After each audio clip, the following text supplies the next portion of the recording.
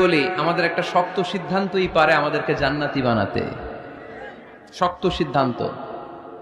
আর আমাদের একটা দুর্বল সিদ্ধান্তই পারে আমাদেরকে হাতাবু জাহান্নাম, জাহান্নামের লাকড়ি বানাতে। So the decision is years. সিদ্ধান্ত আপনাদের। আপনি কোন পথে যাবেন, ডানে না বায়ে? ডানে গেলে জান্নাত, বায়ে গেলে জাহান্নাম। তো কোন দিকে যাবেন? কোন দিকে?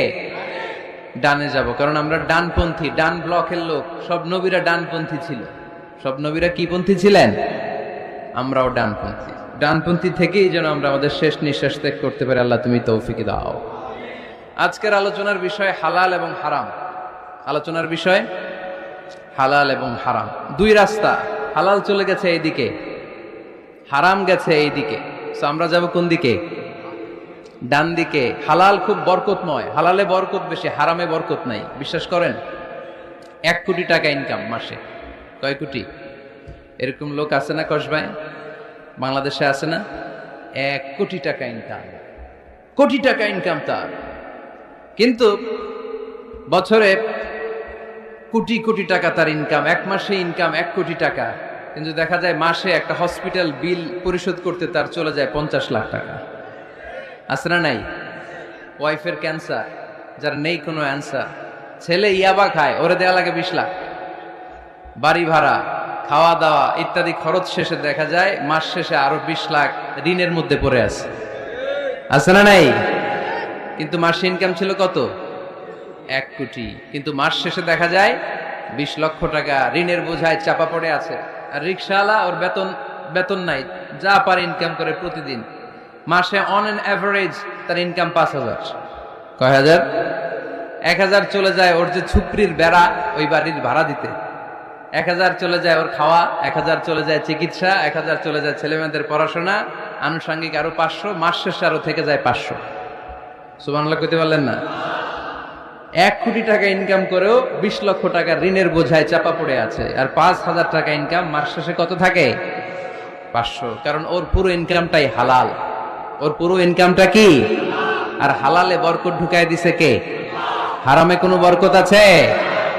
আওয়াজ করে বলেন তো, গরু খাওয়া হালাল না হারাম? কুকুর খাওয়া? কুরবানিতে কি জবাই হয়? সুন্নতে খাতনার অনুষ্ঠানে, বিয়ের অনুষ্ঠানে, প্রতিদিন কসাইয়ের দোকানে, কোথাও কুকুর জবাই হয়? আচ্ছা, গরু বা গাভী বছরে বাচ্চা দেয় কয়টা? একটা। আর কুকুর দেয় কয়টা?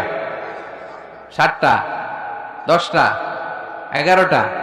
জন্ম নিয়ন্ত্রণ নাই তো, দেদারসে দিচ্ছে, ফ্যামিলি প্ল্যানিং নাই, তাই না? আচ্ছা, তো দেখেন, গরু বাচ্চা দিল কম, কুকুর বাচ্চা দিল বেশি। গরু জবাই হয় বেশি, কুকুর জবাই হয় না। গরু আমরা খাই বেশি, কুকুর খাই না। তারপরেও কসবায় গরু বেশি না কুকুর বেশি? আওয়াজ করে বলতে হবে, গরু না কুকুর? কারণ গরু খাওয়া হালাল, আর হালালে বরকত ঢুকায় দিছে কে? এজন্য দ্য ডিসিশন ইজ ইয়ার্স। সিদ্ধান্ত আপনার। কই যাবেন, ডানে না বায়ে? হালালের সাথে না হারামের সাথে? হালালটা হচ্ছে পরিবেশ বান্ধব। হালালটা কি? Eco friendly. এটা পরিবেশ বান্ধব, এটা স্বাস্থ্যকর, এটা রুচিসম্মত, এটার মধ্যে কোনো ঝামেলা নাই, এটাতে কোনো ভেজাল নাই। হালালে থাকলেই লাভ, যদিও অল্প। সুবহানাল্লাহ পড়েন। এজন্য রাব্বুল আলামিন বলেন, ইয়া আইয়ুহান নাসু কুলু মিম্মা ফিল আরদি হালালান তাইয়্যিবা ওয়া লা তাত্তাবিউ খুতুওয়াতিশ শাইতান ইন্নাহু লাকুম আদুউম মুবিন। ওহে মানুষেরা, শোনো শোনো, এই জমিনের ভেতরে যেটাকে আমি হালাল করেছি, যেটাকে আমি পবিত্র করেছি, ওইটা খাও, ওইটা গ্রহণ করো। হারাম খেও না, হারাম অর্জন করো না, হারামের কাছেও যেও না। শয়তানের পদাঙ্ক অনুসরণ করো না। জেনে রেখো, শয়তান হলো তোমাদের প্রকাশ্য দুশমন। ঠিক কি না? আদুউম মুবিন। শয়তান আমাদের প্রকাশ্য দুশমন। সে হারামকে আমাদের কাছে চাকচিক্যময় করে তুলে। সে বুঝাতে চায় হারামের মধ্যে আরাম। আসলে হারামে আরাম আছে, হালালের মধ্যে বরকত। এজন্য আমরা সবসময় হালাল অবলম্বন করব। রাজি আছেন তো?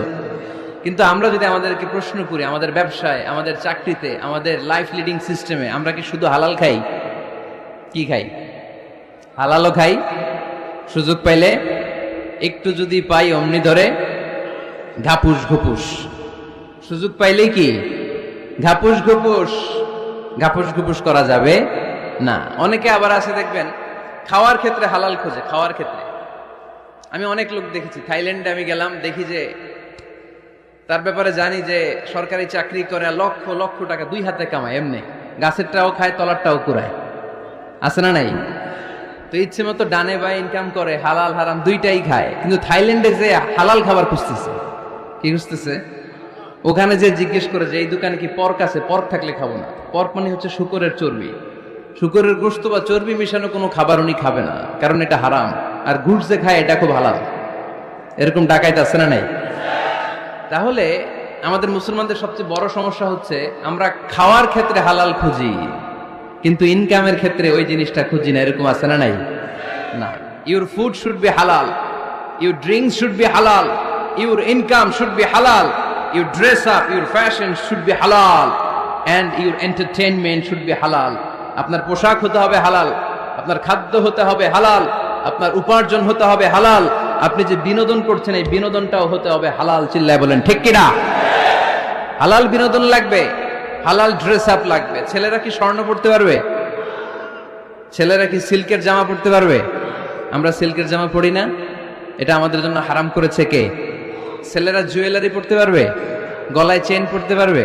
হাতে ব্রেসলেট দিতে পারবে? আছে না নাই? এখানেও অনেকের আছে না নাই? দেয়া যাবে?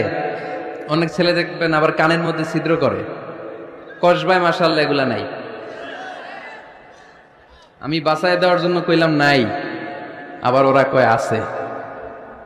আছে আছে না, এগুলো করা যাবে? দাড়িতে চুলে কালো রং দেয়া যাবে?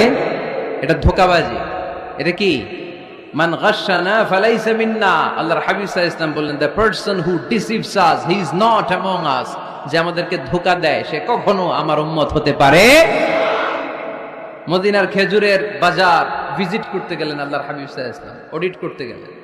যে খেজুরের স্তূপের ভেতরে আল্লাহর হাবিব সাল্লাল্লাহু আলাইহি ওয়াসাল্লাম হাত ঢুকায় দিলেন, ঢুকায় দিয়ে দেখলেন ভিতরে পানি, উপরে শুকনা খেজুর, ভিতরে ভিজা খেজুর। আল্লাহর হাবিব সাল্লাল্লাহু আলাইহি ওয়াসাল্লাম বললেন, ঘটনা কি? ভিজা কেন? ব্যবসায়ী বলতেছে বৃষ্টি হয়েছিল। কি হয়েছিল? তো বৃষ্টি হইলে তো তার নমুনা সব জায়গায় থাকবে। তখন আল্লাহর হাবিব সাল্লাল্লাহু আলাইহি ওয়াসাল্লাম দাঁড়িয়ে বলেছিলেন, খবরদার, মান গাশশানা ফালাইসা মিন্না। যে আমাদেরকে ধোঁকা দেয় সে আমাদের দলভুক্ত হতে পারে না। এজন্য আমরা যেন কাউরে ধোঁকা না দেই, আমরা যেন হারামের সাথে সম্পর্ক জুড়ে না দেই। আমাদের সম্পর্ক হবে হালালের সাথে। চিল্লায় বলতে হবে কিসের সাথে?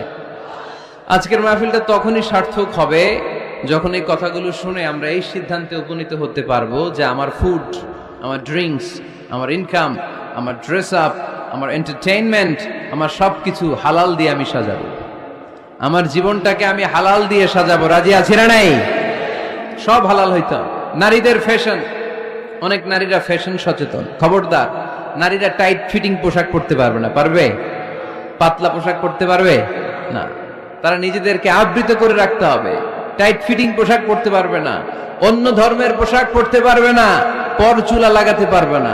এই 4 কর্নার্স, এই বর্ডার গুলো মেনে নারী যে কোনো ধরনের ফ্যাশন নিতে পারে। এই ফ্যাশনগুলোকে বৈধ করেছে কে? এজন্য রাব্বুল আলামিন বলেন, ইয়া আইয়ুহান নাসু কুলু মিম্মা ফিল আরদি হালালান তাইয়্যিবা ওয়ালা তাত্তাবিউ খুতুওয়াতিশ শাইতান ইন্নাহু লাকুম আদুউম মুবিন। সুবহানাল্লাহ পড়েন।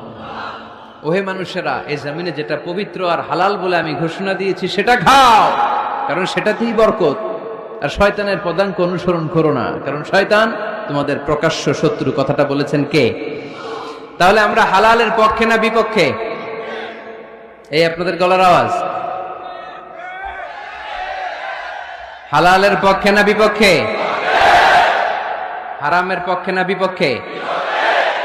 আমরা আমাদের জীবনটা হালাল দিয়ে সাজাতে চাই কি চাই না? কারণ হালালে বরকত ঢুকায় দিছে কে? কিভাবে আপনার জীবনের প্রতিটি অঙ্গনকে হালাল দিয়ে সাজাবেন? কিভাবে এই হারাম থেকে বেঁচে থাকবেন? এর কিছু মূলনীতি আছে, some principles, you have to follow it. এই প্রিন্সিপালগুলো যদি খেয়াল করেন তাহলে হালাল দিয়ে জীবন সাজানো সহজ।